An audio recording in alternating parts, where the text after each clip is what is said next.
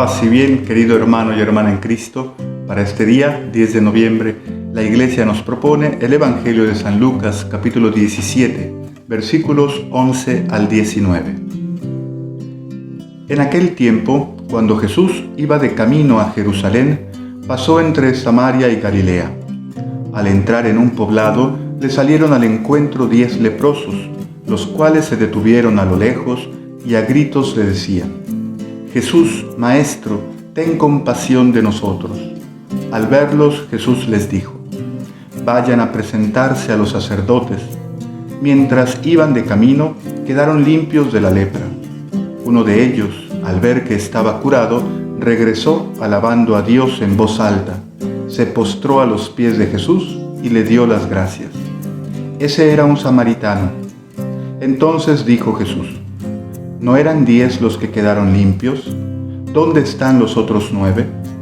No ha habido nadie fuera de este extranjero que volviera para dar gloria a Dios. Después le dijo al samaritano: levántate y vete, tu fe te ha salvado. Palabra del Señor. Gloria a ti, Señor Jesús. Una interpretación demasiado simple sería la de interpretar esta palabra de Jesús como una invitación simplemente al agradecimiento, pero tiene muchos más elementos. Es toda una catequesis. Dice al inicio del Evangelio que Jesús iba de camino a Jerusalén y pasó entre Samaria y Galilea, y al entrar en un poblado le salieron al encuentro 10 leprosos. ¿Por qué al entrar en un poblado, si sabemos bien que los leprosos no podían estar dentro de ningún pueblo, pues su misma enfermedad los excluía tanto de la vida religiosa como de la vida social? Ellos tenían que estar fuera e incluso anunciar a gritos cuando alguien se acercaba a ellos y gritar: soy inmundo, soy inmundo. Este hecho, pues, que parece inverosímil, es un elemento que nos indica que es una catequesis, pues este lugar tiene un significado. Así como en el Evangelio, cuando se habla del mar, se habla del caos, se habla del mal, también cuando se habla de un poblado, casi siempre en el Evangelio, significa el lugar donde la gente mantiene un pensamiento común, un pensamiento contrario a lo que Jesús viene a revelar. El modo de pensar de la gente, que nosotros podríamos llamarlo hoy el pensamiento mundano, eso que todos proclaman. Parece ser pues que el evangelista nos quiere dar a entender algo con esta indicación que nos acaba de decir, como si hubiera una relación entre la lepra de estos hombres y el pensamiento común del pueblo, el lugar y las personas que son los que los condenan a ellos, los que les señalan como no amados por Dios. De hecho, la enfermedad de la lepra, que no era solo la lepra que conocemos, sino en general cualquier enfermedad de la piel y cualquier otra enfermedad, indicaban un castigo divino, que esa persona tenía algo por la cual no era agradable a Dios. Era como si estas personas hubiesen sido golpeadas por Dios, como si la mano de Dios se hubiera ensañado sobre ellas. Esto era lo que enseñaba el pensamiento común, y esos hombres sabían muy bien la condición en la que se encontraban, pues la curación de la lepra era equiparada casi como resucitar un muerto. Era algo que solamente Dios podía realizar, y al mismo tiempo ellos se veían imposibilitados de gritar a Dios, de pedirle a Él su salud, pues siempre les habían dicho que Dios era el que los castigaba, el que los había apartado tanto del pueblo como de sí mismo, y ellos quedaban totalmente aislados, tanto del pueblo como de la relación con Dios.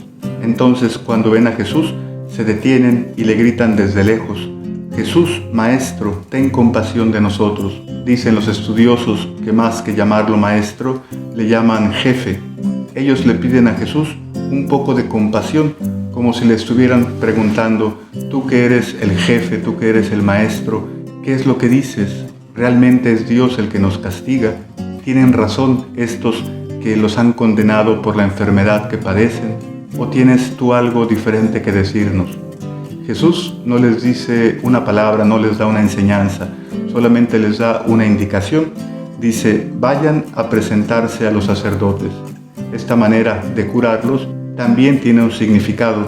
Recordemos que en el Evangelio Jesús ha realizado diferentes milagros y sana en el momento. pero a ellos los pone a caminar, los manda salir del poblado. Y aquí está lo que decíamos al inicio: tienen que salir de esa mentalidad común, equivocada, de esa mentalidad corriente que les ha dicho que Dios no los ama, y así podrán encontrar la salud que buscan, la compasión que están buscando. Resumamos un poquito. Jesús dice: escucha mi palabra, obedéceme, deja esa manera de pensar del pueblo, sal de ahí y vas a ver cómo tu vida va a encontrar la salud, va a encontrar la paz. Recordemos que la lepra también aquí está representando todo aquello que quita la vida al ser humano.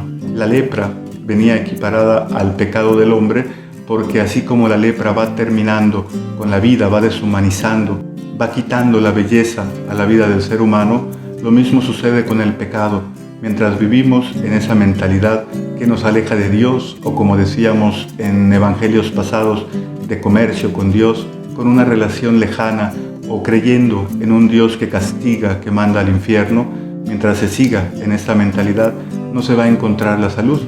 Entonces Jesús les dice: confíen en mi palabra, pónganse en camino y van a ver cómo mientras caminan, mientras se desarrolla su vida, ésta encontrará la salud, la paz, la belleza que ha perdido por creer en cosas equivocadas. Y luego sucede el hecho que bien conocemos: de los 10 leprosos, solamente uno regresa. Dicen los estudiosos que son 10 porque representa este número 10, como 10 son los dedos de la mano, representa una totalidad. Es decir, Dios nos invita a toda la humanidad que sufrimos de la lepra del pecado a escuchar su palabra, a dejar la manera antigua de pensar, a dar crédito a la nueva relación que Él ha venido a instaurar, a inaugurar entre el hombre y Dios. Entonces regresa uno solo. Jesús no alaba simplemente el agradecimiento de este hombre, o no se entristece porque los otros no hayan regresado. En realidad, el único que lo desobedece es este hombre, porque los demás hicieron lo que Jesús les había mandado. No sabemos cuál fue el desenlace, si después de presentarse ante los sacerdotes o si después de regresar con sus familias habrán regresado también con Jesús. No lo sabemos. Lo que remarca este evangelio son varias cosas acerca de este hombre. Primero, que de los 10, uno era samaritano, es decir, un extranjero, y sabemos por otros evangelios la mala relación que había entre los judíos y los samaritanos. Sin embargo, Jesús lo pone de ejemplo. Se da cuenta que este extranjero es el único que ha entendido el gesto, pues suponiendo que los demás no eran samaritanos, que eran judíos, y recordando que esto es una catequesis, sabemos que los judíos conocían que una tal obra solamente podía provenir de Dios, y este hombre extranjero es el único que reconoce en las palabras de Jesús la fuerza de Dios. Por eso el lamento de Jesús es este. Dice: ¿no eran 10 los que quedaron limpios? ¿Dónde están los otros 9? No ha habido nadie fuera de ese extranjero que volviera para dar gloria a Dios. No dice que volviera a agradecerme, sino que regresara para dar gloria a Dios.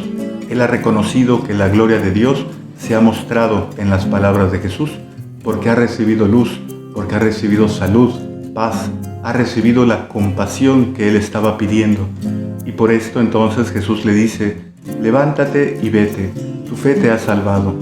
De esta manera se nos enseña pues que la fe es confiar en las palabras de Jesús, que si nosotros comenzamos a vivir fiándonos de sus palabras, obedeciéndolo, dejando la mentalidad antigua y comenzando a vivir en la ley del amor, encontraremos la salud y la paz que tanto estamos buscando.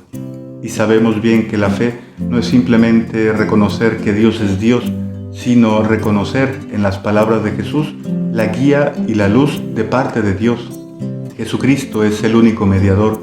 Él ha venido a quitar todos los obstáculos para que el ser humano pueda encontrarse con su Dios cara a cara y descubrir su verdadero rostro, el rostro del amor, el rostro de la compasión, de ese Dios que no quiere que nuestras vidas se pierdan, que no busca castigarnos, sino solamente guiarnos, darnos una luz para nuestra vida, para que no nos perdamos, para que seamos iluminados y para que con esta luz que hemos recibido nos convirtamos en luz para los demás, en luz en medio de este mundo. Paz y bien, que Dios te bendiga, nos vemos mañana.